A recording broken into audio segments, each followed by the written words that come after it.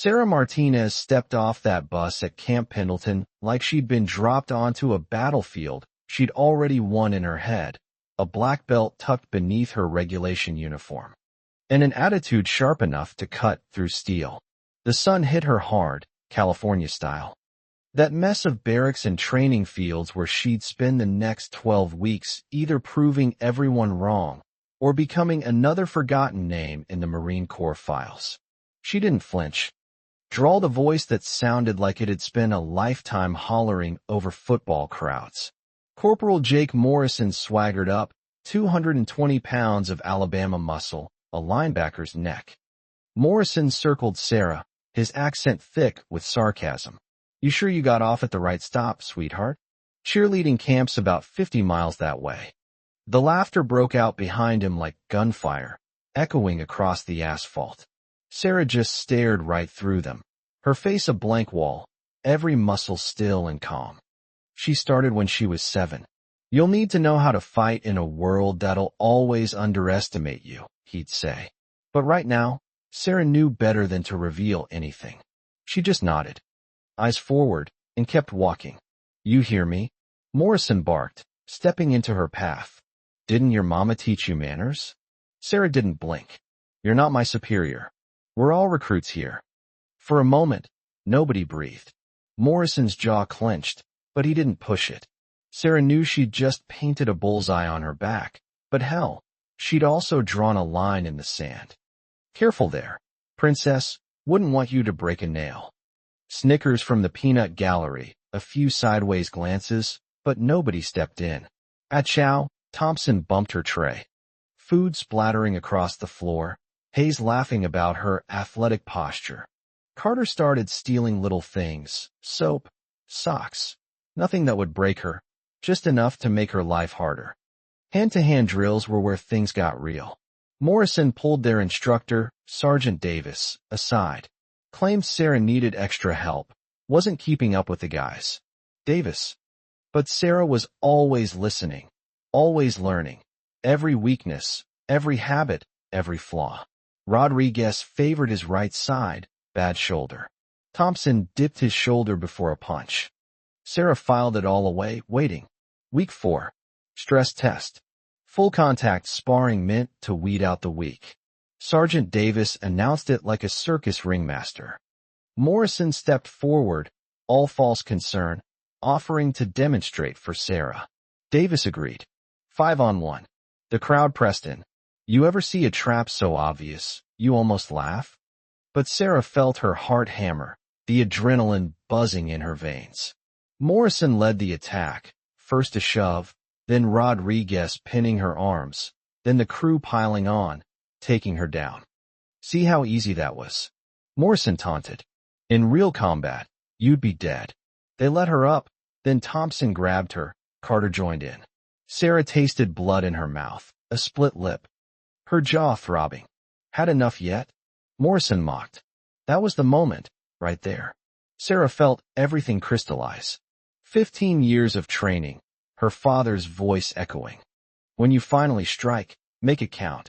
So she stopped hiding, dropped the act, stood tall, and let every bit of skill she'd ever learned surface like a force of nature. His fist missing her by an inch. Her foot swept his ankles. Suddenly, 220 pounds was airborne. He hit the mat so hard the ground shook. Rodriguez charged, but she pivoted. Spinning heel kick right to his bad ribs. The sound was sickening. Rodriguez collapsed, making wounded animal noises. Hayes tried for a wrestling takedown. Sarah sprawled, grabbed his head. That's how long it took for Sarah to rewrite the pecking order at Delta Company. She stood there, barely winded, blood on her lip, scanning the room. Anyone else need a demonstration? Silence. Nobody believing what they'd seen. General Hayes, the base commander, watched it on loop, then called Sarah in. Where did you learn to fight like that?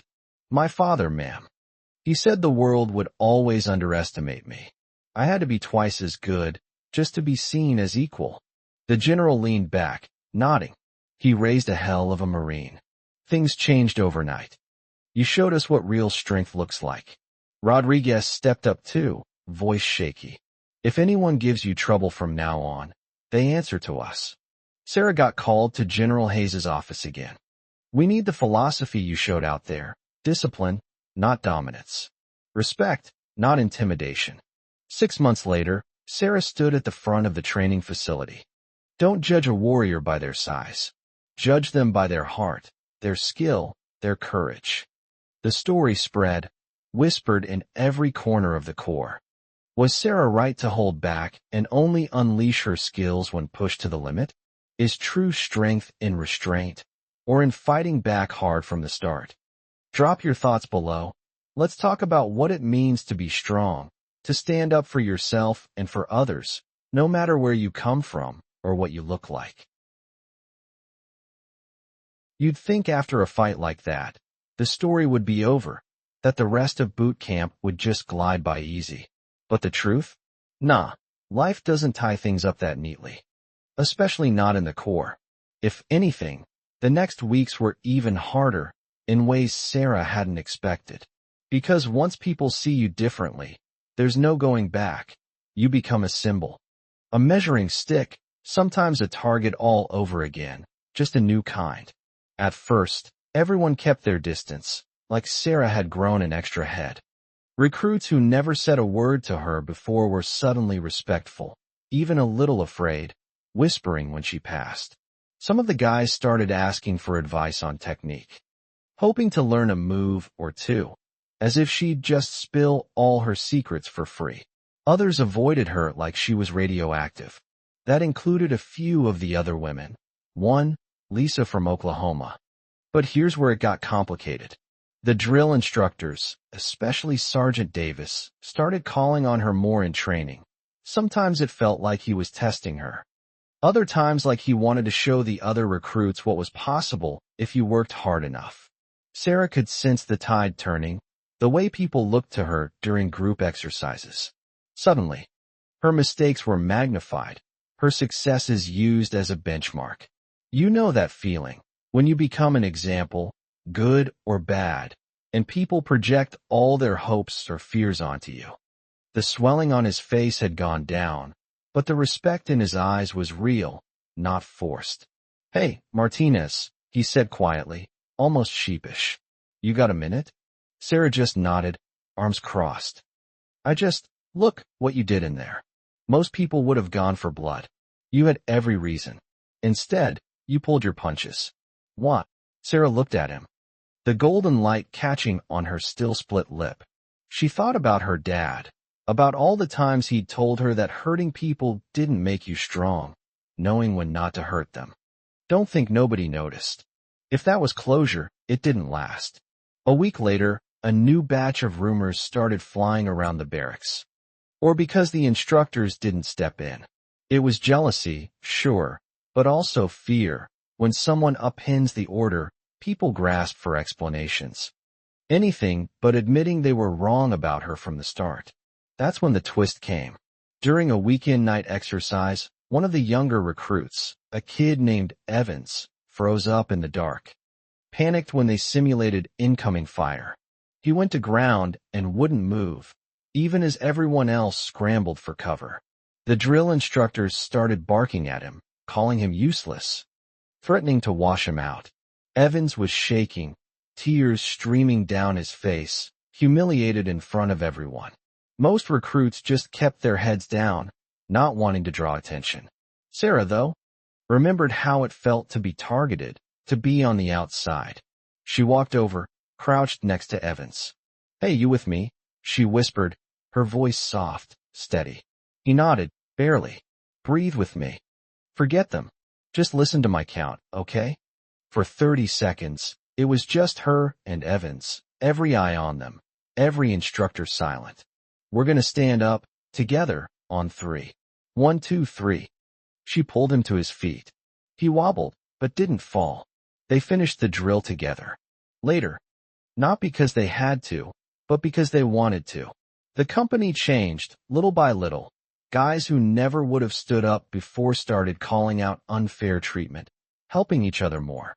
But instead of the old laughs and nods, he got silence.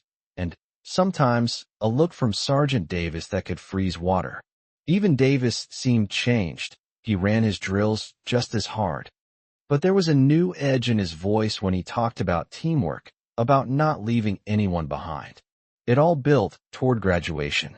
The day the families arrived, filling the stands. Flags snapping in the ocean breeze. Sarah stood with the others, uniform crisp, face set. General Hayes was there again, handing out awards, shaking hands. When she stopped in front of Sarah, she leaned in, her voice low. "You didn't just change Delta Company. You made us all better." Morrison and Rodriguez, both sporting new stripes, flanked her as the ceremony ended. The recruits, old rivals and new friends, gathered around, snapping pictures, slapping backs. But the best part? After the crowds left, Evans came up, still in awe, and hugged her, whispering. The video of her fight leaked beyond the base, social media, military forums, everywhere. Suddenly, everyone had an opinion. Some cheered her as a trailblazer, a hero. Others said she went too far.